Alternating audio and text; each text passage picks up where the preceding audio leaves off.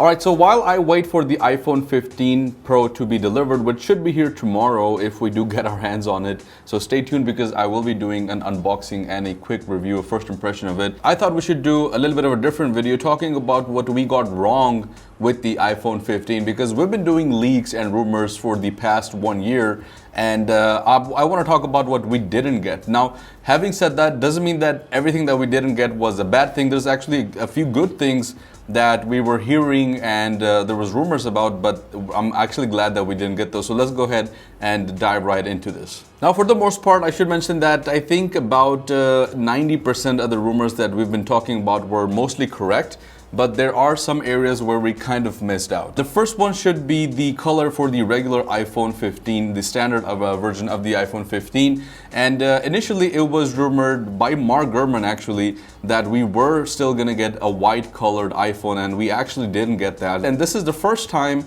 that we didn't have white iPhone. Every single lineup has always had a white iPhone.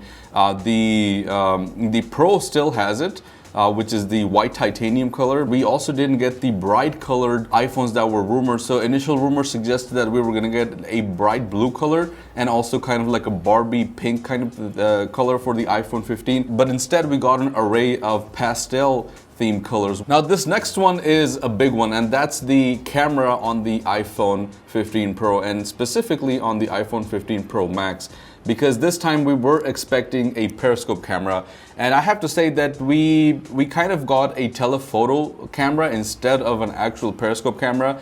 And I think that's kind of on us. I mean, one of the things that was rumored since the start, and I'm talking about everyone, not only just, the smaller rumors and leakers out there, but big reporters, reputable reporters like Mark Gurman, Ming-Chi Kuo, and even Shrimp Apple Pro. All of these are reputable people that have had a good track record in the past, reported that we were going to get a periscope camera. And when you think about periscope camera, what do you think about? I think about the S23 Ultra, and I thought that we were going to get the exact same camera which has that little square or rectangular shape inside of it. We instead got a 5 times telephoto lens, not even 10 times. So but again, that's I think on us, because we built that expectation, and we do this every single year because we compare the next generation iPhones to the past and other phones that have been out there that have specific features that are supposed to be coming or that are being leaked.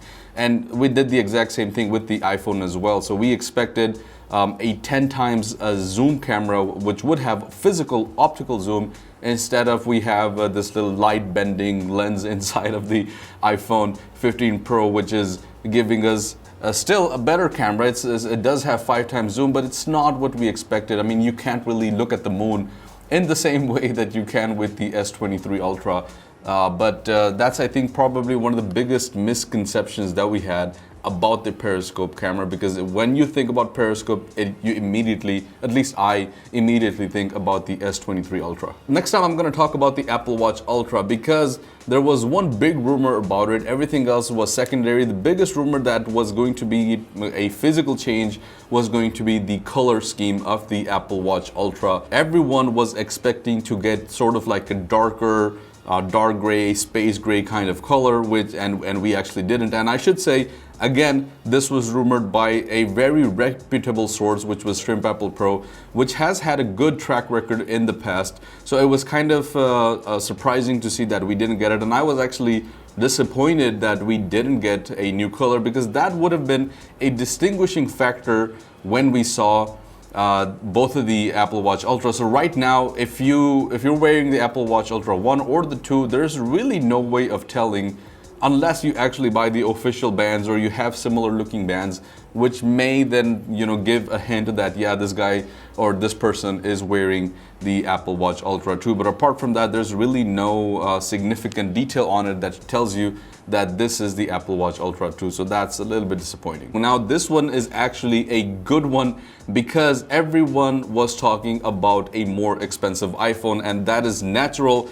When you think of a new metal, titanium is obviously a more expensive metal, and obviously you immediately automatically assume that the price was going to be way more than usual. And everyone was talking about having maybe a $200 bump, which was a huge bump, because the iPhone 15 Pro lineup has been pretty much the same since I think the iPhone 10, which is $999.